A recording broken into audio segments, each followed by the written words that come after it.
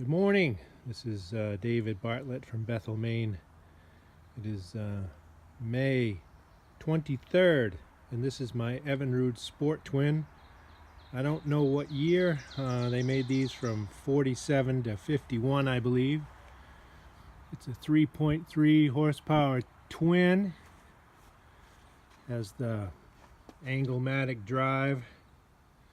I think this was the first motor with this. This has a lot of neat features. Some people love them or hate them. Has the gas gauge in the front. You can see down about level 1. I have fuel in there right now. Has a screwdriver in the tiller handle. This one's stuck. I'm not going to pull it out because I don't want to break it. And we'll just leave it there for now. I got a lot of screwdrivers. There's a little toolkit wrench in here, hiding on the side of the motor underneath the cover. Covers are off, as you can see. That tube with the plastic fuel line on it is a vent tube for the gas tank. This carburetor is very elaborate.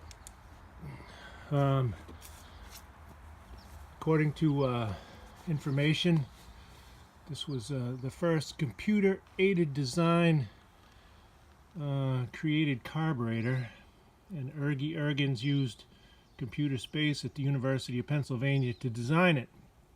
The fuel gets shut off. This is the main jet, and right up here you can see when you open this, it opens the vent. This little thing drops down, opens the vent tube, allows gas to flow. Down below is the primer. This one seems to work, so I'm not going to mess with it.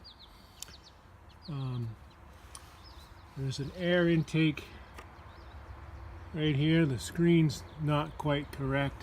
It's been cannibalized. It's supposed to be a screen covering that hole, but and you can see the float bowl cylinder wing nut stud has been modified with a little screw, but it works okay. Extra shear pins and cotter pin here under the cover.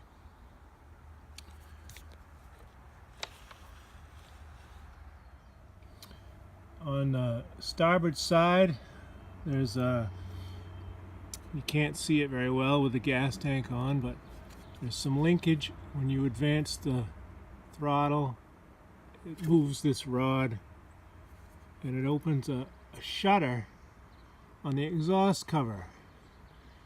This right here is the silencer. It's an air intake, and I believe that's the primary air intake, but I'm not certain. I think maybe that just works at certain speeds, because the venturi for the carburetor is in here. It's very, very small. It's hard to believe that this engine would run with that venturi if that was the only air intake. So there has to be some air intake from both sides in order for this thing to work properly. Fuel shut-off valve for the tank. So now you can see we have the covers on. Looks like a little motor now, and you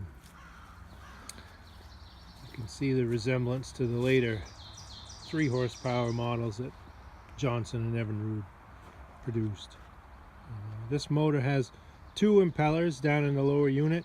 Supposedly one is for a high-speed circuit and one is for a low-speed circuit. I have no idea if this thing's going to pump water or not. I have not taken that apart yet, as this is not a full-blown resurrection. This is just a see what happens kind of thing, so we'll know shortly. The operating instructions and general information are inside the left-hand cover, which attaches with these little quarter-turn fasteners. I forget what they call them, but slotted screw on the left side. The Starboard side cover has this little target for the silencer in there, and that attaches with a Phillips head screw, which is kind of bizarre, but that's the way they did it. This motor has Phillips head as a modern futuristic fuel tank cover. Open this up, lift this up. Fuel tank's on a little tether, which is handy, and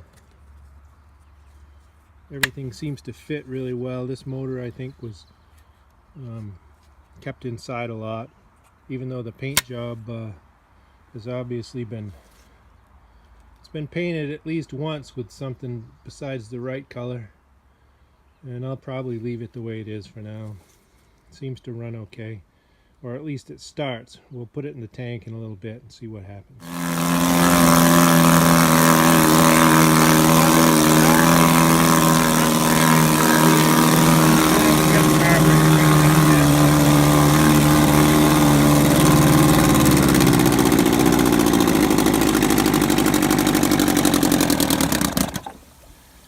All right, back to the drawing board.